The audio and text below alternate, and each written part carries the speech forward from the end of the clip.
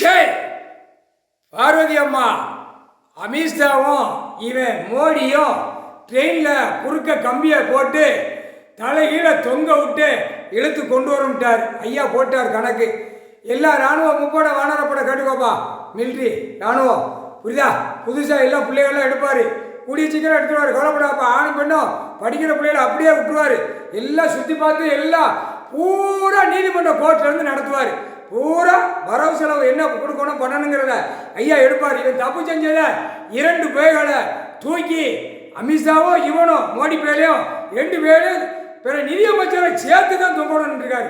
பூரா பேப்பர் எழுதி போடுறாங்கல்ல, அந்த பேப்பர் நீதிமன்றத்தை பாழாக்க ரெடி ஆகிட்டாங்க 3 பேரும்.